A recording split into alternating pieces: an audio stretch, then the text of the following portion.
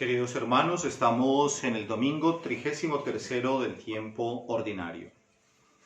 Del Evangelio según San Mateo, capítulo 25, versículos 14 al 30.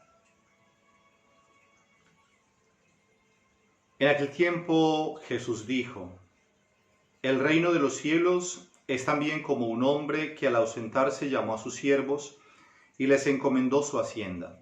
A uno dio 5 talentos, a otro 2 y a otro 1, a cada cual según su capacidad, y se ausentó.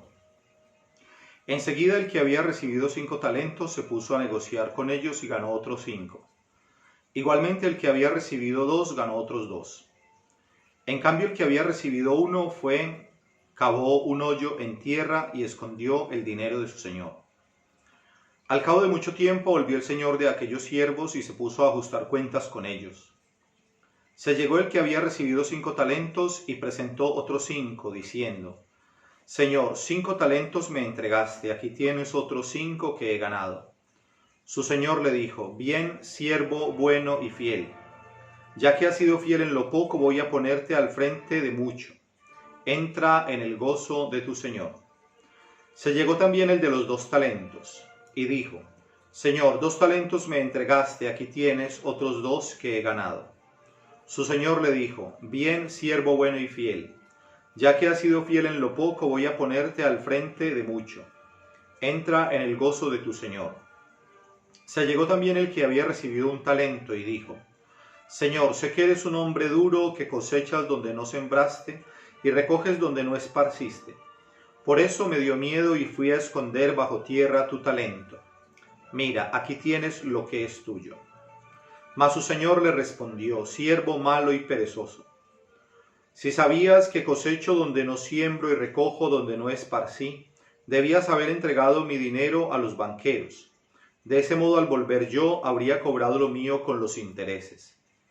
Quitadle, por tanto, el talento y dádselo al que tiene los 10 talentos. Porque a todo el que tiene se le dará y le sobrará. Pero al que no tiene se le quitará hasta lo que tiene. Y a ese siervo inútil echadle a las tinieblas de afuera. Allí será el llanto y el rechinar de dientes.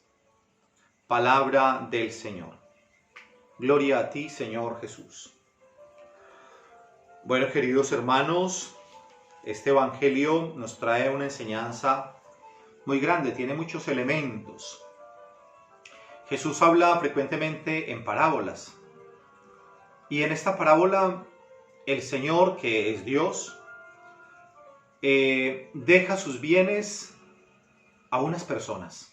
Y nos dice el Evangelio que llamó a 3 y les entregó a uno 5 talentos, al otro 2 y al otro 1. Si hacemos una mirada así ligera, podríamos pensar, pero ¿por qué no dio la misma cantidad de talentos a los 3? ¿Por qué no les dio 5, 5 y 5? Como que nos parece mal distribuido. Alguno podría pensar, ¿por qué? Y a veces nos hacemos esa pregunta: ¿por qué el Señor a unos les ha dado más y a otros les ha dado tan poco? Pero si miramos en profundidad la parábola, nos damos cuenta que a todos les dio lo mismo, les dio las mismas posibilidades. ¿Cómo así? Que las mismas posibilidades, si a uno le dio 5, al otro 2 y al otro 1. Muy sencillo, porque el Evangelio nos dice claramente que le dio a cada uno según su capacidad.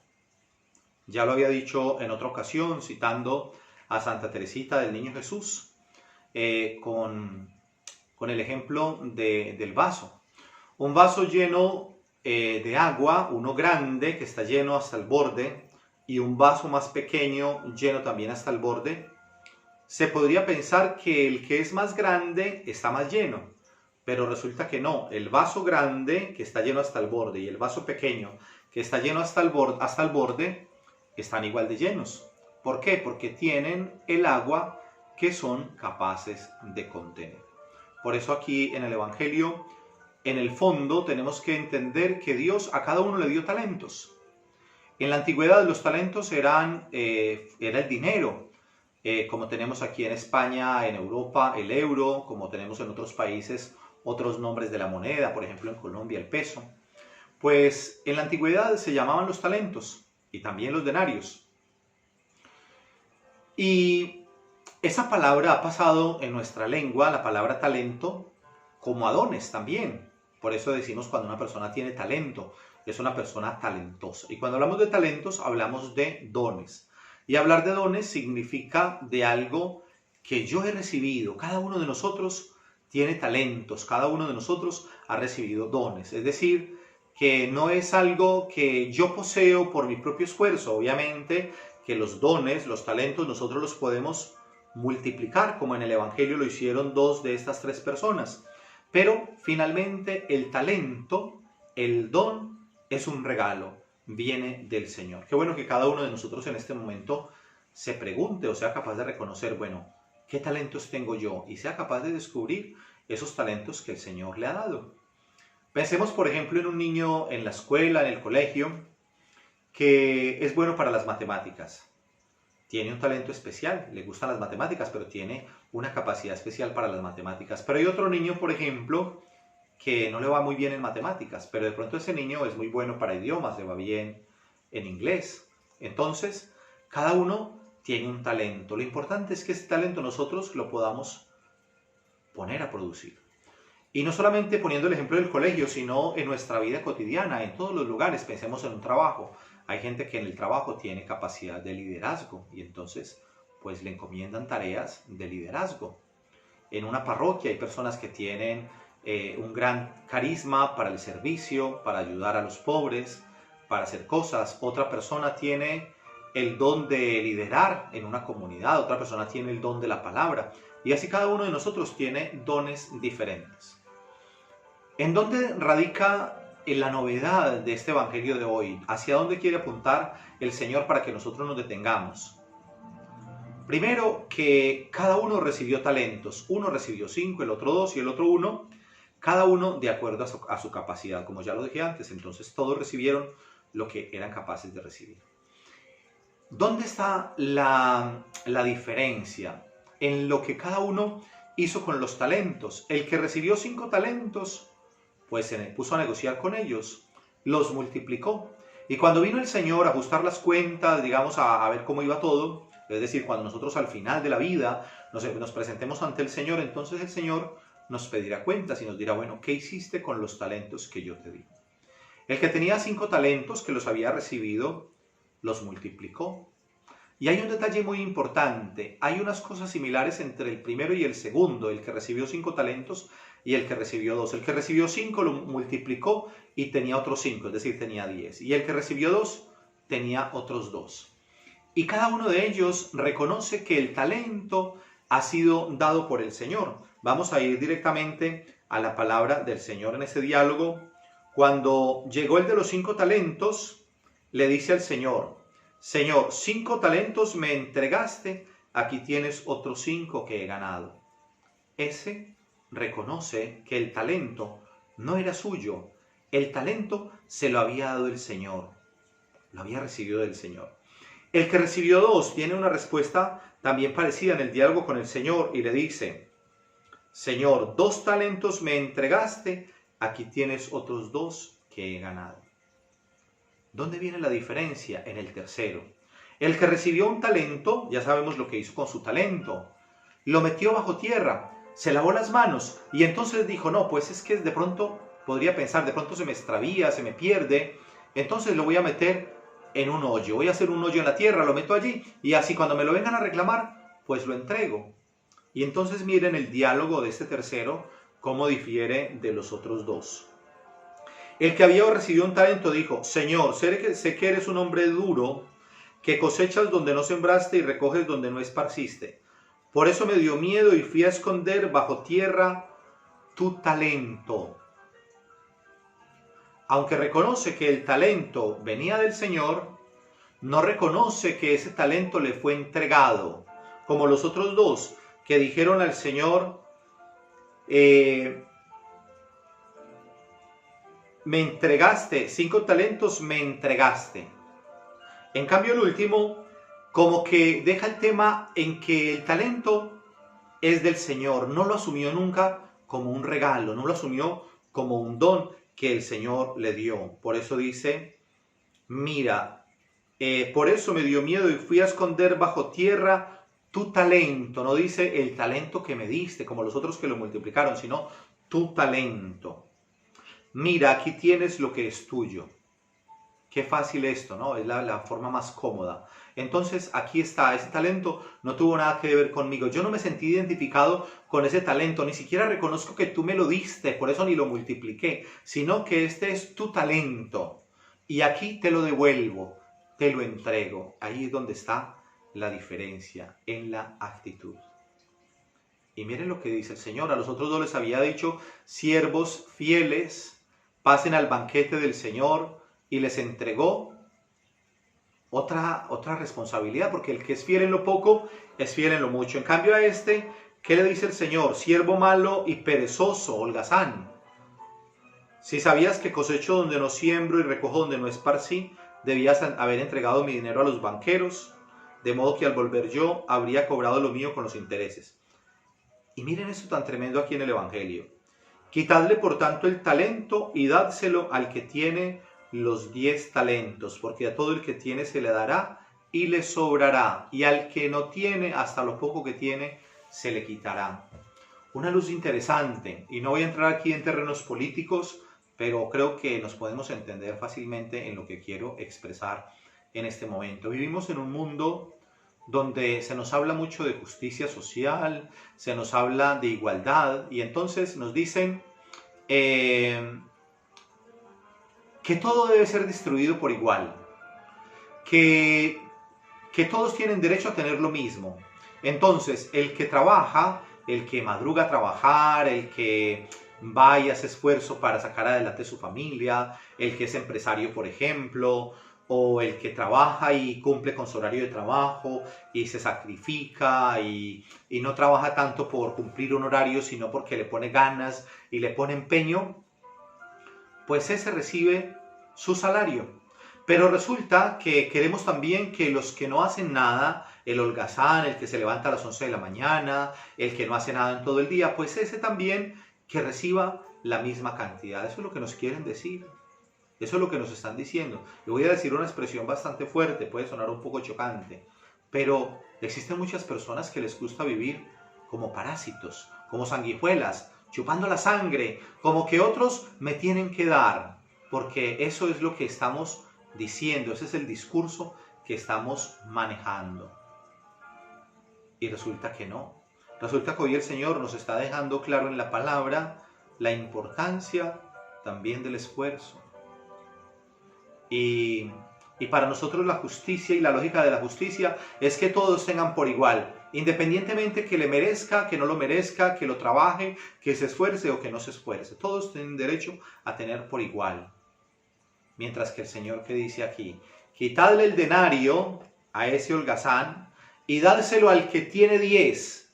Imagínense, aquí también hay un detalle interesante que de pronto se nos había escapado. Cuando los llamó a que le dieran cuentas, cada uno dijo, yo tengo aquí mis 5 denarios y más los otros 5 que gané. Y el que tenía 2 dijo, aquí están los 2 denarios más los otros 2. Y hasta ahí uno podría pensar, bueno, el dueño recibió eso que había entregado, que había dejado. Los 5 denarios más los intereses los volvió a tomar, los tomó. Pero aquí, cuando al final de la parábola dice, quitadle ese denario y dádselo al que tiene 10, significa que el Señor en su generosidad, al que le había dado los 5 denarios y que multiplicó otros 5, no se los quedó el Señor, se los dejó a Él. Miren eso tan bonito en el Evangelio, que quizás se nos escapa ese detalle. El Señor nunca nos quita, el Señor siempre nos da más. Y hay algo revelador también hoy en la actitud del que no multiplicó el denario. Tuvo miedo. Hoy en el Salmo de la misa, el antífona del Salmo decía, dichoso el que teme al Señor. Pero no tenemos que interpretar ese temor como el miedo.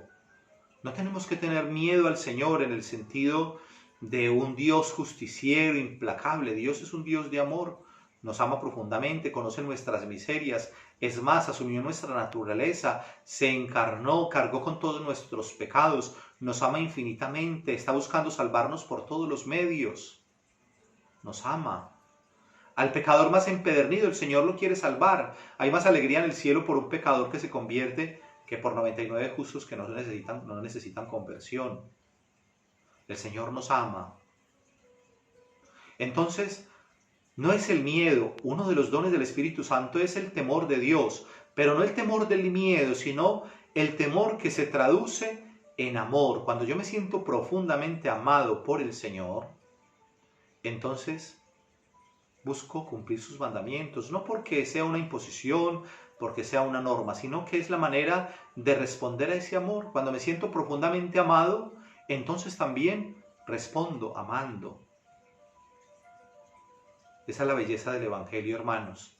Esa es la buena noticia del Evangelio. Lastimosamente, hemos crecido con muchos miedos.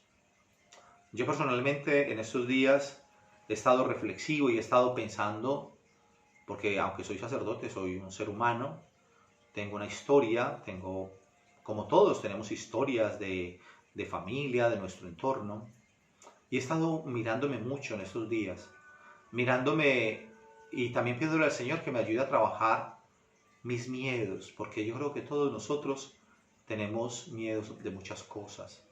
Y cuando digo miedo es porque quizás todos nosotros hemos tenido experiencias dolorosas en la vida. Quizás nos hemos encontrado en familia, con el padre o la madre o con algún educador, digo educador entre comillas, con personas que de pronto nos han dicho, sin mala intención, pero que de pronto nos han dicho cosas que nos han hecho daño, nos han paralizado. Es que tú eres un bueno para nada, es que tú siempre cometes los mismos errores. Y yo no sé aquí en la cultura española, pero en la cultura nuestra en Colombia lo decimos un poco jocosamente. Cuando un niño está comiendo, la mamá le dice, vea, no se vaya a echar el jugo encima, el chocolate o no se vaya a echar la sopa encima. Y a los 2 minutos el niño voltea el plato y se riega la sopa encima del vestido. Es como si la madre hubiera hecho una profecía, no se vaya a echar encima la sopa. Y claro, te dice eso y ya te echas la sopa encima. Y no es porque la mamá tenga la capacidad de profetizar eso que va a pasar, sino que simplemente ya muchas veces nos hemos etiquetado. Entonces ya te han dicho, es que tú siempre eres un torpe, es que todo se te cae, es que tal. Entonces, como que eso nos va bloqueando. ¿Y cuántas veces tenemos dificultades? Por ejemplo, cuando tenemos que hablar en público o cuando tenemos que ir a un lugar, a una oficina y encontrarnos con personas que de pronto no hemos visto antes y nos toca hablar. Y cuántos miedos, cuántas cosas que nos paralizan porque nos las han dicho. Nos han dicho cosas. Entonces, es que tú no puedes, es que tú siempre cometes los mismos errores, es que tú eres así, es que tú no vas a cambiar. Y lo más tremendo es que no solamente nos han dicho eso, sino que nosotros nos lo hemos terminado creyendo. Y nosotros mismos nos damos palo, nos damos látigo. Yo en estos días he estado pensando mucho, porque claro, hay muchos momentos en el Evangelio, y no voy a alargarme más, pero hay muchos momentos en el Evangelio, por ejemplo en la parábola del fariseo y el publicano, cuando a Jesús le gusta la oración del publicano, que no se atreve a levantar los ojos al cielo y dice, Señor, ten piedad de mí que soy un pecador. Claro, ten piedad de mí que soy un pecador. Y también cuando empezamos la Santa Misa, hay un momento que es el acto penitencial, y en ese acto penitencial yo confieso ante Dios Todopoderoso, bueno, y luego más adelante decimos, por mi culpa, por mi culpa, por mi gran culpa.